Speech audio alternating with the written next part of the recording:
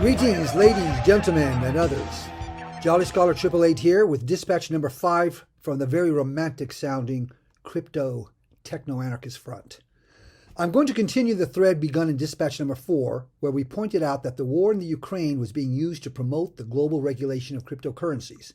The two things had actually nothing to do with each other. That is the Ukraine war and crypto. But we saw the same thing happen in Canada with the truckers' protest and crypto. We also pointed out then that the regulation of crypto was a subset to a larger play, and that led to the obvious question: what is the war in Ukraine really about anyway?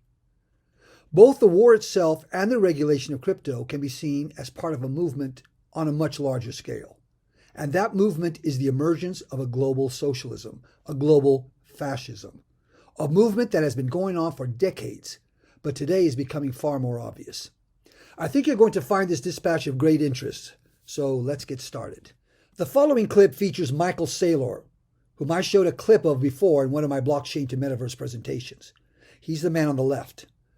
Michael Saylor is one of the founders of MicroStrategy, and that's one of the largest, if not the largest, investors in Bitcoin, and the first major institutional investor in Bitcoin, which came about back in 2020. But on December 21st, 2020, MicroStrategy announced their total holdings included 70,470 Bitcoins purchased for about $1.125 billion at an average price of $15,964 per Bitcoin. Now, of course, you know that each Bitcoin is worth 4 times that. He was also an outspoken critic of the COVID response. He said that it was, quote, soul-stealing and debilitating to embrace the notion of social distancing and economic hibernation, unquote. I bring that up to show that he seems to be on the side of the resistance in many ways, yet I do have some reservations about his present stance on crypto regulation, and we'll be seeing that. The fellow on your right is Ran Neuner, who hosts a YouTube channel called Crypto Bantar. Crypto Bantar is an exceptional source of information, extremely engaging and very popular with about 5,559 subscribers. The young Ran is a very accomplished entrepreneur in his own right, and I'll be covering him more in a presentation on my most important crypto influencers. He's definitely one of them.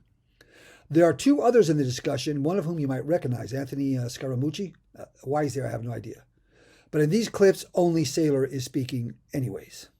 Couldn't actually go on a search for engineered perfect money. And if you look at the Russians and the Chinese, they've all been hit with a 2x4 in the head, and they've been invited to consider whether or not a Treasury Reserve strategy of holding fiat currency and credit derivatives is in fact perfect money. And now they know it isn't perfect, and they either have to look back to the 19th century and gold, which was the best idea for 10,000 years, but a crappy idea that failed 5,000 times, or, and we know why, because it's centralized and you can debase it, or you roll forward to the 21st century and you ask, is there a better idea? And Bitcoin is the better idea, wrapped in all the crypto technology that comes with. So what's going to happen, right? Intelligent people are going to watch YouTube, and they're going to realize that the currency has a half-life, right? The US dollar had a half-life of 10 years.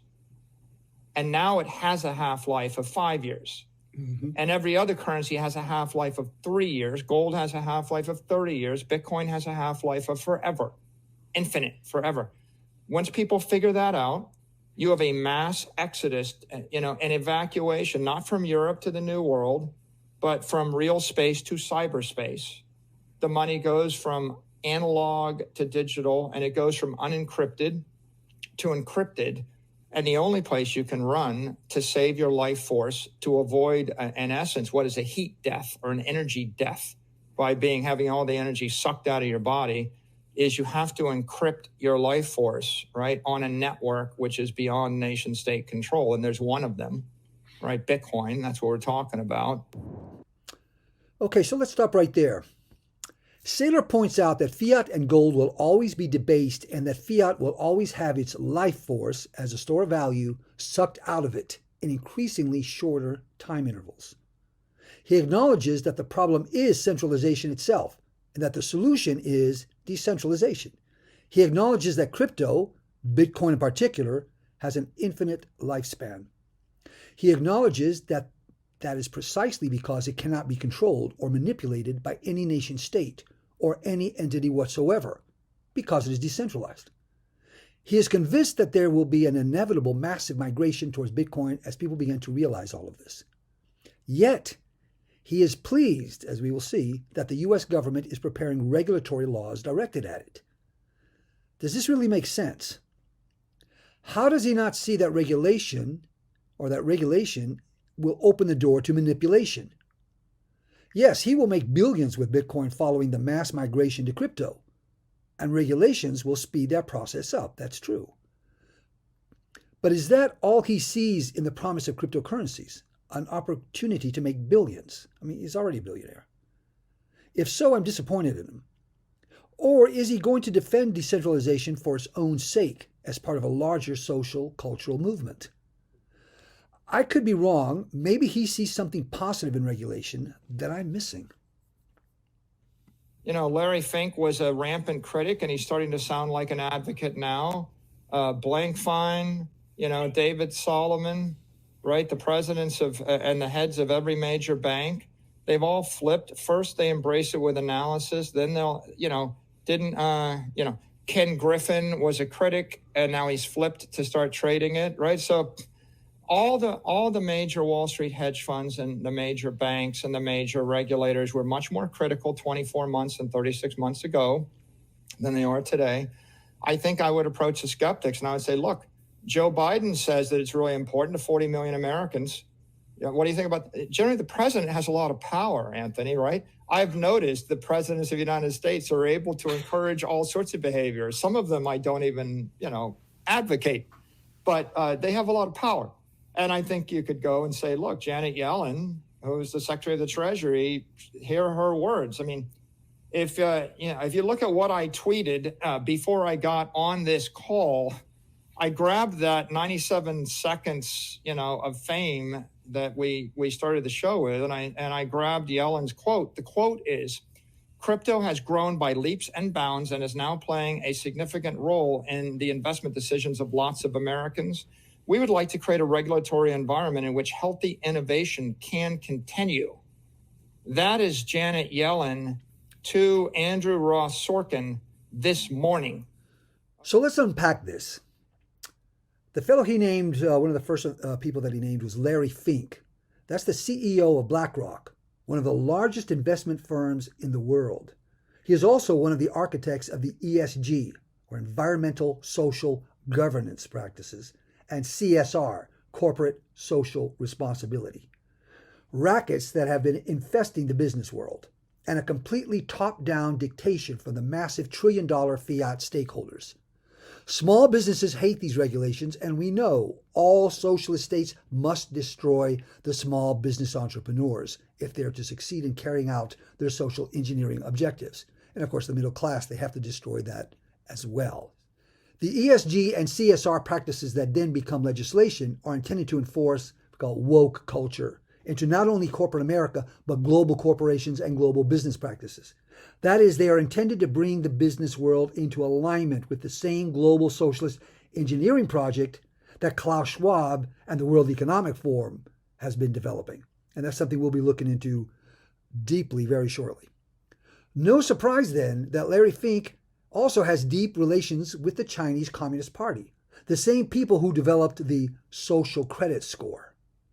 So under the cunning guise of social equity and the environment, these practices are intended to enforce the same social engineering practices that China has been enforcing. The fact that Saylor views Fink's pivot towards crypto as a positive sign is really kind of alarming, really. Now, of course, the fellow in the picture is somebody you probably already know. That's the famous Kevin O'Leary. He made his big name with being one of the regulars on Shark Tank, Mr. Wonderful. And he's very successful, very smart. In this video, though, he reveals, I think, things he didn't intend to, right? He's a businessman, not a politician. But the political inferences that he, I think, unintentionally laid bare are really interesting. So let's take a listen. their story is for a very long period of time. Now, I'll add that the Canadian regulators, specifically the OSC, in the last 2 years has been extremely enlightened.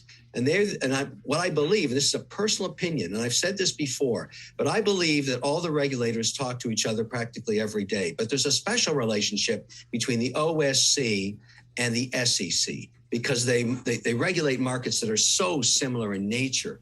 And so I believe that whatever is going on in Ontario has already been quasi-approved by the brethren at the SEC, and they're using Ontario and the Canadian provinces as guinea pig states to try these ideas out. And what ideas are those? The first ETF with the underlying asset, real Bitcoin. The first ETF with the underlying asset, Ethereum.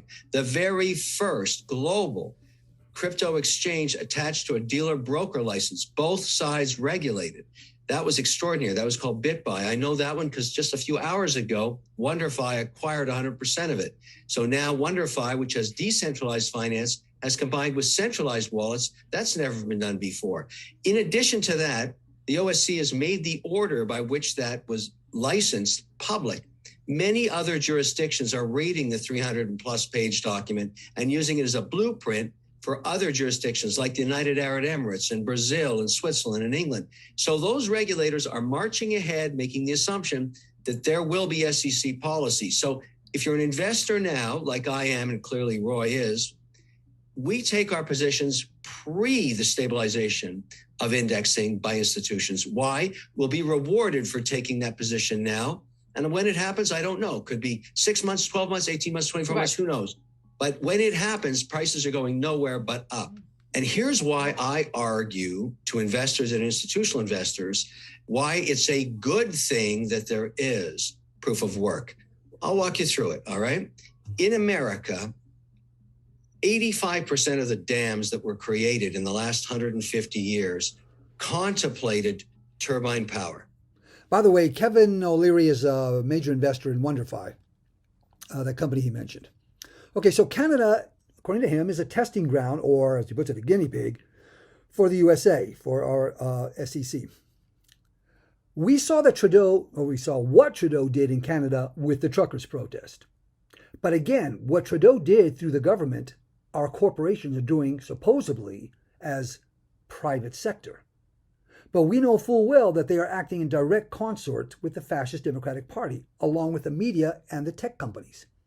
Now we see that the architect of the perverse woke culture, Mr. Fink of BlackRock, has infested the business world and given them the sheepskin to begin the global social engineering program. All of these entities are now targeting crypto. And as we pointed out in the past dispatches, Trudeau is a Devos creature, an acolyte of Klaus Schwab and the World Economic Forum. So when O'Leary says that Canada is like ahead of us as kind of an experimental ground for what is going to happen with crypto in America, he failed to mention, or it escaped him, I don't know, that what Trudeau did with crypto was completely fascist. He's trying to control it. And again, maybe O'Leary is not really interested in the decentralization, philosophical aspects of cryptocurrency at all, right? He's just an investor and he sees it as an opportunity. And there's nothing wrong with that. But again, as we pointed out in the past dispatches, Trudeau is a Devos creature, an acolyte of Klaus Schwab and of the World Economic Forum.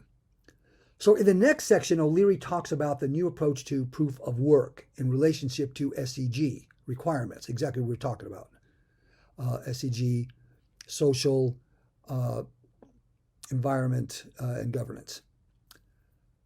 So these have been imposed on the crypto mining. And you may have heard about a year ago, and we've talked about that, how there were, China even threw the Bitcoin miners out of China, claiming SEG kind of standards, right? It was bad for the environment, which was nonsense. But if you don't know what proof of work is, then you can go back to my Bitcoin mechanics discussion for my blockchain to metaverse series. But this next section is also very revealing. Arguing now for why capital will pursue this. they've been able to figure out a way to take the network awards that you can never allocate to where they came from. They could come from China, wherever, and actually remove them as what they call slag from the coin that was awarded. So what is sitting on the balance sheet of that company called Bits Zero, it's their first facility, but they're contemplating ones in upstate New York, Tennessee, Montana, and the amount of capital they're going to burn up doing this is hundreds of millions of dollars. But it's there from institutions that are taking their money out of the public stocks that are going to get audited. So I'm arguing that Bitcoin mining is good for sustainability. It's good for longevity. It's good for productivity. And it's going to do something that's really important for America. It's going to put those turbines back in those dams because that's the number one use. And then they'll let the communities use excess power when it's needed. I think this is a good thing. And this is going to be one of the big topics that you're going to hear about at Bitcoin 2022. In fact, there's multiple keynotes around this whole issue because of the squeeze happening right now on this ESG thing. And ESG has to be dealt with. The private sector, the public sector, the president, the Loomis, all of these bills, the SEC, they're coming down hard on carbon and carbon audits. And it's going to affect this industry in a really, I argue, positive way. Except if you're an existing Bitcoin miner that is using carbon credits, then you're screwed. Now notice how he referred to the big squeeze being imposed through the same SEG regulations that were actually designed by, again, the private business sector under Fink and his BlackRock company. And they're very similar to practices designed by Communist China. The complete merging of government and business under the woke equity and environment scam.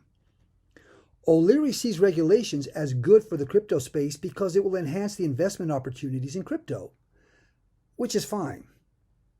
But he does not ascribe to the philosophical aspects and objectives that brought crypto into being in the first place. So he doesn't see crypto as a major front for the resistance against globalism and centralized power. He simply sees it as a business opportunity. And I don't fault him for that. That's fine. But I'm really more interested in what he's revealing unintentionally, especially with what he brought up about Canada. That was, if he was right, that's very profound. If we look to Canada and what Trudeau did to crypto, we can see that that's what's in store for us here in the United States. And this brings us to the next section. A conversation between two prominent Canadians, Jordan Peterson and Preston Manning.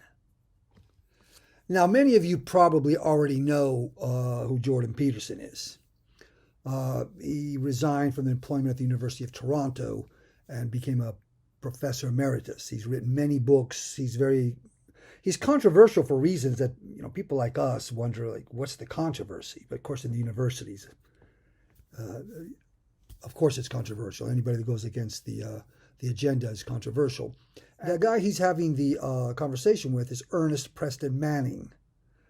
He's a Canadian retired politician. He was the founder, the only leader of the Reform Party of Canada, a Canadian federal political party that evolved into the Canadian Alliance 2000, which in turn merged with the Progressive Conservative Party. That's an interesting name. And that forms today's Conservative Party of Canada. Anyways, I think you're going to find this conversation of interest. Do you know Justin Trudeau? No, not personally. And that's a thing you have to be careful about, making judgments just from what you in the media. But with respect to Justin Trudeau, I don't feel he's a prime minister in the real sense. One of the things I worry about is virtual politics being conducted in virtual space as distinct from real political democratic space. And I get a feeling that Justin Trudeau is a former drama teacher playing the role of prime minister as distinct from being a prime minister. I think we don't have a finance minister. I think we have a virtual prime minister, a finance minister. We have a well-meaning journalist perhaps, but playing the role of a finance minister. Nothing in her background that would suggest a grasp of public finance or the economy or anything else. And I worry about us getting into a virtual politics that is just not the real thing, that the country doesn't have a real prime minister, doesn't have a real finance minister. So that I don't think of Justin Trudeau as a real prime minister. The second thing is I worry that he is guided by ideologies that have little or nothing to do with Canada. Well, he has stated publicly, as far as I understand, that Canada doesn't really have a culture. Well, yeah, well, that may be. And so, but he's importing these theories basically from the United States, the critical race theory, identity politics, wokeism, and cancel culture. And particularly Western Canada does not see that as even Canadian, don't see it as Canadian. A lot of Western Canadians can't understand why Trudeau just falls all over himself to be recognized in Washington and Beijing and the Davos crowd, and makes no effort to bolster his fortunes in Winnipeg or Regina or Edmonton or Calgary. We know they're not as dramatic places as Washington and Beijing, but this is your own country and you're the prime minister of that part of the country. I don't know whether the country has to get into real, even deeper trouble than it is now. I mean, it's in trouble. It's in trouble on the economy. Interesting. Washington, Devos, Beijing. And the thesis, Trudeau is not really the president of Canada. Okay, that's a thesis. But is that like Biden is not really the president of the United States? I think it's becoming painfully apparent that that is not a thesis any longer. If he had stayed in his basement, they might have been able to perpetuate that charade a bit longer. But if any of you saw what happened at the White House the other night with the visit from the former President Obama, it was truly, it was sad. It was pathetic.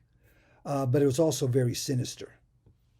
But back to Canada, the obvious fascism displayed by Trudeau and his assault on crypto, that was government. It was a major red flag to all of us in the crypto space.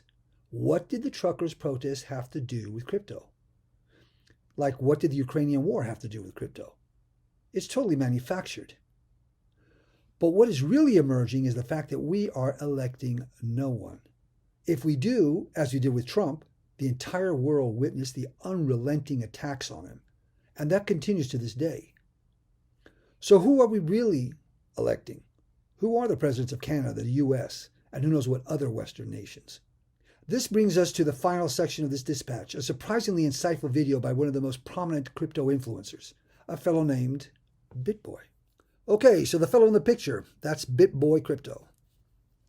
He's a likable, laughable fellow, has a YouTube channel called BitBoy, and he's actually, he does it with several other people who come and go on different combinations, but he's the central, the main person, the same way that Ron Nooner is on his crypto banter. At any rate, one of the interesting things about the crypto space and most entrepreneurial spaces, that you have these people like BitBoy, like Ron Nooner, like Michael Saylor, like Elon Musk, right? They're eccentric, they're kind of curious. They don't have that polished university way of going about things, that polished political, like the Democratic Party's main operators, though some of them do sound like imbeciles. But they don't speak in universities. They don't speak in liberalese. So we've started to think that what sounds intelligent are people that come out of that university sector, when in fact, they always disappoint you when you get to know them because they're so shallow and really limited. Whereas these people surprise you. This affable fellow here that you see, I think he's drinking a beer or whatever, and you see him, he just loves crypto, right? And he runs a really interesting show. This video is going to surprise you. It's extremely insightful, well done, and it's really worth watching. I'm going to just show a section of it, but I very much encourage you to watch the entire video. By all available metrics, the world was steady improving until the year 1970. Then the WEF began pushing its globalist agenda, and now we're facing the biggest financial crisis we've seen since the Great Depression. None of the policies they've been pushing have seemed to work. It's only caused more inequality, it's crushed the middle class, and it's only benefited the top 1%. So the plan has failed in every way, right? No, pain is the point, because inequality is the plan. The plan uses phrases like, "We are hopeful this plan categorically rejects the doomsday mindset," or "In 2020 and 2021, government policy alone stood between the global economy and the abyss to make you feel safe and cared for." But the proof is in the pudding. It's a ploy to bring about feudalism 2.0, where you'll own nothing and be happy about it. The World Economic Forum has a plan to change just about everything to make it more equitable. Money, energy, climate change, food, city planning, medicine, the internet, yes, even blockchain. They talk about financial inclusion and redefining capitalism, but they only make these rules behind closed doors. And anyone who opposes their definitions, well, they're seen as undesirable. How could someone be so backwards in their thinking to believe in ideas like free markets, populism, and individualism? The engine of these ideas is Klaus. He has a permanent board seat on the WEF. He can't be voted out, and he chooses board members for 3-year terms. The march towards a godless centralized utopia ruled by an unelected class of technocrats is the goal. And the WEF is closing the gates on freedom as fast as they can during a post-pandemic world. Klaus Schwab has even bragged that WEF acolytes have been able to penetrate every level of world governments to push the WEF agenda. What we are very proud of now, the young generation, like Prime Minister Trudeau, President of Argentina, and so on, is that we penetrate the cabinets. Half of this cabinet, or even more, half of this cabinet, are for our actually young global leaders of the World Economic Forum. It's true in Argentina as well. It's true in Argentina, and it's true in France. So you can see that, again, this direct line, Washington, in this case, Toronto, Devos, Beijing. And again, what the America is founded upon, that average people can determine their own good. I think the insights that BitBoy here put together are really, they're excellent. And it's typical of entrepreneurs, it's typical of people that just do things as opposed to these pseudo intellectuals. So we can also now see what was always the real NGO racket, the non-governmental organization racket, where transnational agents infiltrate, then formulate, and then dictate legislation within the various governments of the world. The NGOs and their huge finance and technology counterparts formulate the complete intersection between business, the means of exchange, manufacturing, the means of production, and culture, our human values, into one seamless whole.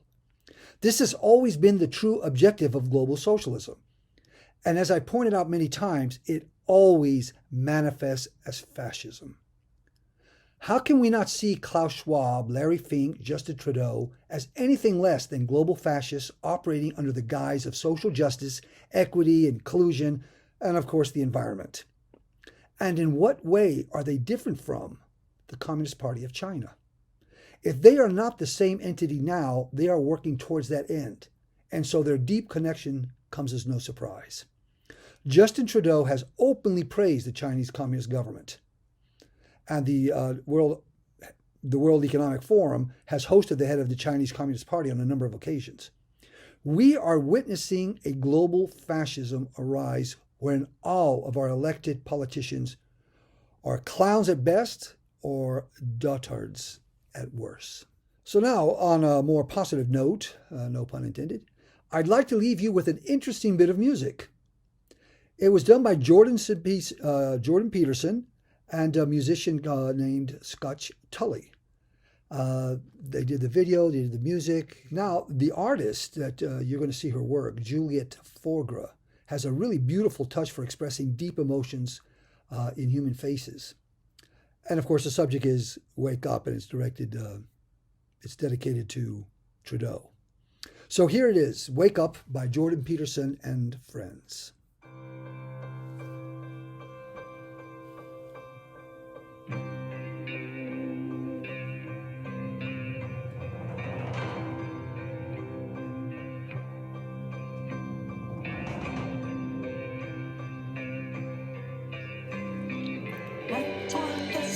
you so, but left you so alone.